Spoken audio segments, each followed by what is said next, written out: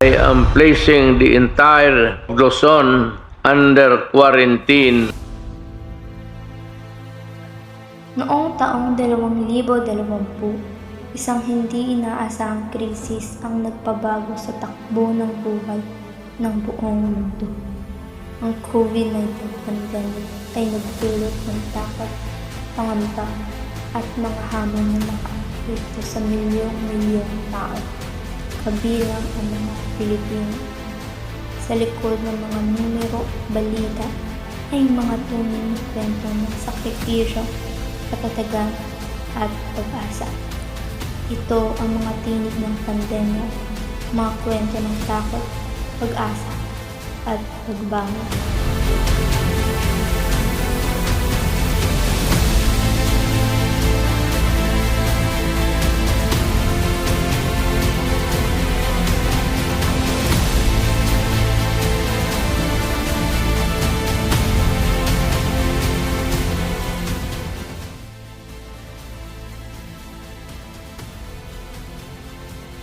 Malaki ang nangyari ng lockdown kasi andun yung unang-unang kabuhayan ay medyo nag-lessen, tapos naapektuhan din yung activity ng mga anak at budget sa bahay.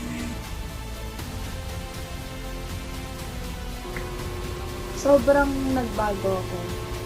Nawalan ako ng gana sa pag-aaral. Since kami ay nasa alternative learning system, yung mga adjustments and different learning modalities na ginagamit sa kasalukuyan ay madalas na din namin ginagamit sa ALS, sa ALS. Kaya nung nagkaroon ng pandemya, hindi na siya mabigat para sa amin para mag-adjust. Noong mga unang weeks, talagang wala kaming episode. Tapos kala ko, hindi siya magtatagal. Kasi syempre kailangan din ng mga media and tulong ng balita during that time. Kasi COVID-19 pandemic, lahat ng mga tao nasa bahay lang. Ang dalawa sa atin na wala talaga. And hanggang ngayon, hindi ko alam kung nag-ooperate pa sila. And syempre malungkot ako kasi nagsisimula pa lang yung journey with that Balitang Bacooreno. And nakat na siya bigla. Yung mahirap dahil, di ba, may yung talagang i-prepare mo yung anong negosyo para doon. Kasi di ba, may mga lockdown and then talagang yung tungkol sa foods lang yung pwede mong i-negosyoin or yung iba nag-i-invest sa lupa na lang, gano'n. Hindi nila alam kung saan nila ilalagay yung pera. Yung asawa ko nga sa vaccine kaya medyo nakaahon din.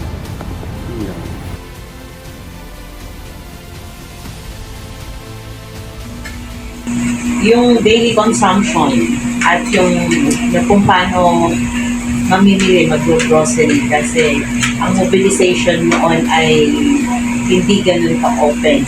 Madalang ang magkaroon ng transportation.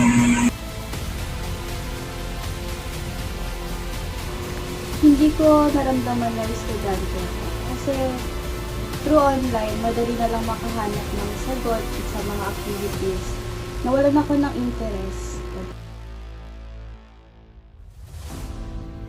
Nung nagkaroon ng COVID-19, doon kami medyo nag-adjust ng malaki kasi hindi lahat ng mga mag-aaral namin ay may kakayahan. Makakonect sa internet, may load, at sa kasawiang palad, ang iba pa ay walang gadget. Pinakamahirap na karanasan, 2022 lockdown, syempre yung walang income. January, nung simulang pumutok yung COVID-19, balita, January 31, na nasa China na. Tapos nag-lockdown yung China. Syempre hindi kami naniniwala na mag-lockdown ng Pilipinas na susunod yung mga Pilipino na nasa loob lang ng bahay. Syempre mga Pilipino tayo. Pero nangyari siya. And hindi kami prepared personally sa family. So wala kaming income, walang pumapasok na pera, puro palabas. And yung akala namin na 1 week lang na lockdown, naging 1 month, naging 1 year, naging 2 years. Yes, yun yung pinakamahirap, yung walang income.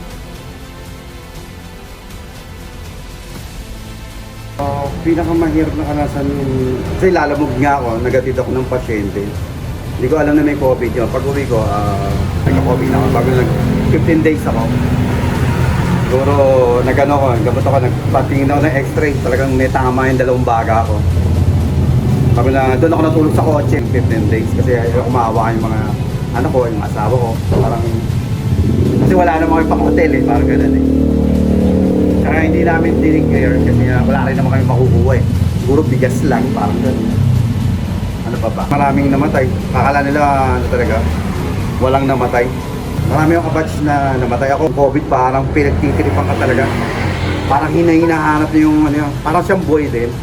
Iba-iba yung ano sa tao. Minsan hindi ka patutulugin, hindi ginawin ka. Minsan ganyan. Yung unang araw ko talaga sobrang ubo. Hindi ka patutulugin.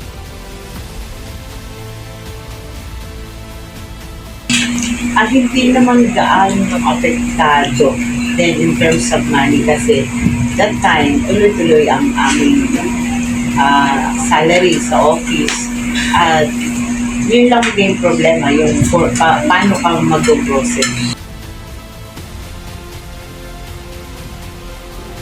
Pakiramdam ko, wala akong matututunan.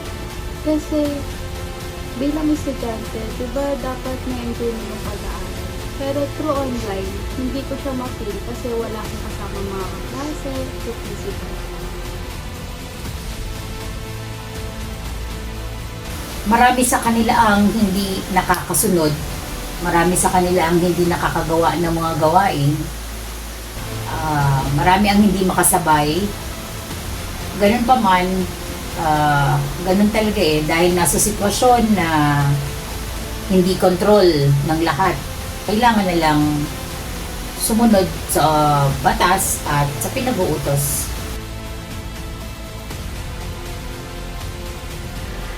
Yung unang part, para makaraos man lang sa pandemic, syempre nakaasa kami sa mga relief goods, sa mga ayuda ng barangay.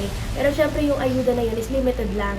Mga ano lang, mga sardinas, mga noodles. Tapos, yung pinaka-major turn of events is yung nagbigay ng ayuda, yung DSWD, yung Social Amelioration Program. Medyo malaki yun, siguro 6,500 or 8,000. Tapos, yung ginawa namin doon is bumili ng cellphone, tapos nag-online kami ng negosyo namin. Tapos, yun yung pumatok na talaga yung online business. Kahit hindi sa amin, kahit sa iba pang mga tao.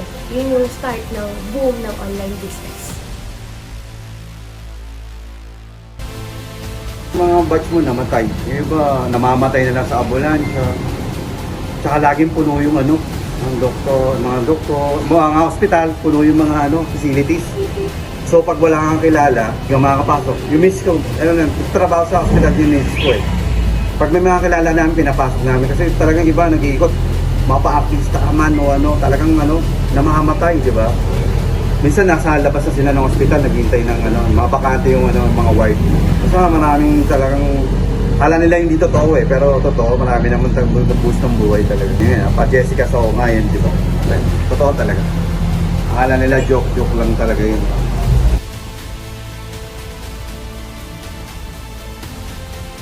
Bilang isang magulang, ang natutunan doon ay malaki yung paano ka mag-ipon para sa mga emergency na katulad na nangyari sa lockdown.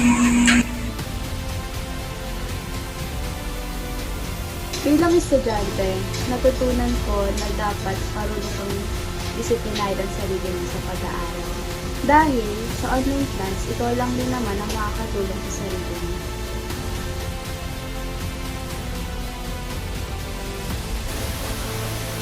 Na ang edukasyon pala ay maaaring abrupt baguhin, lalo na sa pagpapatupad nito.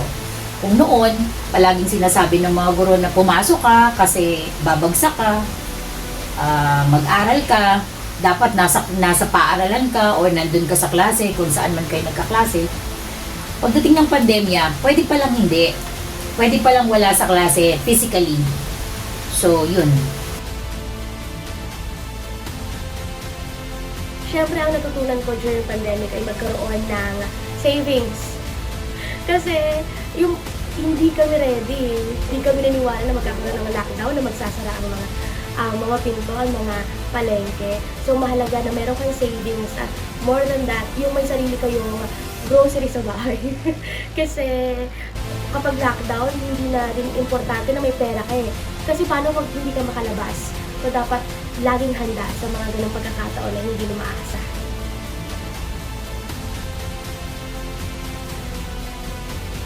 Maging yun, sanitize ka. Doon, mga sanitize. Bago doon sa pamilya naman, kailangan mapalapit sa Diyos dahil ang dami nga namatay eh. Time na yun. Siguro, yun. At saka ano pa ba? Pamilya nga yun niya. Yung yung magdasal lagi, di ba? Siyempre. Kasi nga, binibigyan lahat ng problema ng yung yung may mga dumadating nga na susubukan ka eh.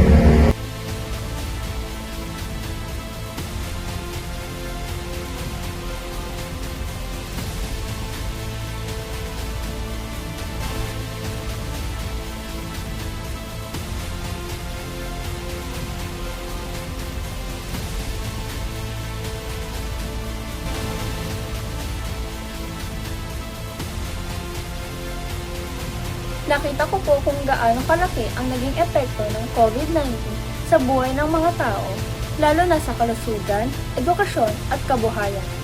Marami ang nawalan ng trabaho, nahirapang kumita at kinailangang mag-adjust sa mga pagbabago sa araw-araw na pamumuhay. Dahil dito, mas naunawaan ko ang kahalagahan ng kalusugan, paghahanda sa mga hindi inaasahang sitwasyon at pagpapahalaga sa oras kasama ang pamilya. Natutuhan ko rin na mahalaga ang pagtutulungan, disiplina, at responsibilidad upang malampasan ang mga hamon na kinakaharap sa komunidad. Sa kabila ng mga pagsubok na dulot ng pandemya, ipinapakita nito na kayang bumangon ng mga tao sa pamamagitan ng tiyaga, pagkakaisa at pag-asa, at ang mga aral na ito ay mananatiling mahalagang gabay sa aking buhay.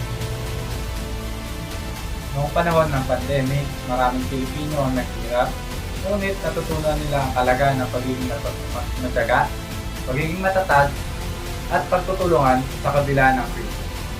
Sa kabila ng pagsubok, maraming tao ang naganap ng ibang paraan upang matulungan at masuportahan ang kanilang pamilya. Pinakita rin kung paano kahalaga ang pagtutulungan at suporta ng pamilya, komunidad, at paamalan sa mga naapektuhan ng pandemya.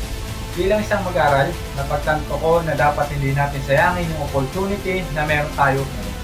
Ang karanasang ito ay nagturo sa atin na maging handa sa hamon ng ating buhay. Mag-ipon para sa kinabukasan at pahalagaan ang trabaho at sakripisyo ng ating mga pamilya. Isang paalala na kahit dumaan man tayo sa mahirap na sitwasyon o pagsubok, meron pa rin pag-asa kung tayo ay mananatiling nagkakaisa at nagtutulungan at nagiging matatag sa kabila ng anumang sitwasyon. Nakita ko kung gaano kahirap mawala ng trabaho at kung paano nito naapektuhan. Hindi lamang empleyado, kundi pati ang kanyang pamilya. Naisip ko na mahalagang pahalagaan ang mga bawat oportunidad sa trabaho. Dahil hindi laging ito sigurado. Natutunan ko na dapat ay lagi tayong handa sa hindi inaasahang pagsubok o pangyayari at magsikap upang makabangon ulit. Bilang isang individual, naunawaan ko ang tiyaga, disiplina at pag-asa sa pagharap sa hamon ng buhay. Napagtanto ko rin na mahalagang magkaroon ng tamang pag-iimpok at maayos na pagpaplano para sa kinabukasan upang mas handa tayo sa anumang pagsubok na ibibigay. Hindi ko makakalimutan kung paano biglaang nagbago ang takbo ng ating mundo noong 2020 dahil sa COVID-19. Isang virus lang, pero milyong-milyong buhay ang naapektuhan. Sa unang tingin, nakakatakot ang epekto nito. Maraming namatay, nagsara ang mga negosyo, nawalan ng trabaho, at napilitan tayong mag-quarantine sa ating mga bahay. Naging normal na rin sa atin pagsusot ng face mask, alcohol, maging na rin ang online classes. Maraming pangarap ang naantala at maraming pamilya ang naghiwalay. Pero kung pag-iisipan ng mabuti, may mga aral din akong natutunan sa pandemya. Natutunan kong pahalagaan ang kalusugan at ang aking mga kasama sa buhay. Mas naging malapit ako sa aking pamilya dahil lahat kami ay nasa bahay lamang. Nakita ko rin kung gaano kagaling ang mga frontliners, mga nurse, doctors, at iba pang essential workers na isinugal ang kanilang mga buhay para sa iba. Pinatunayan din ng COVID-19 na kaya mag-adapt ng tao kahit biglaan ang pagbabago. Natuto tayong mag-online class, mag-work from home, at magnegosyo through online. Para sa akin, ang COVID-19 ay paalala lamang na walang permanente sa mundo. Minsan, kailangan natin tumigil, mag-isip at magbago. Ito rin ang nagturo sa atin na mas maging compassionate tayo na ang kalusugan ng bawat isa ay responsibilidad ng lahat, hindi lamang ng gobyerno, ako doktor. Kahit mahirap, naniniwala akong mas naging matatag tayong mga Pilipino at sana kahit tapos na ang pandemya, dahil pa rin natin yung mga natutunan natin.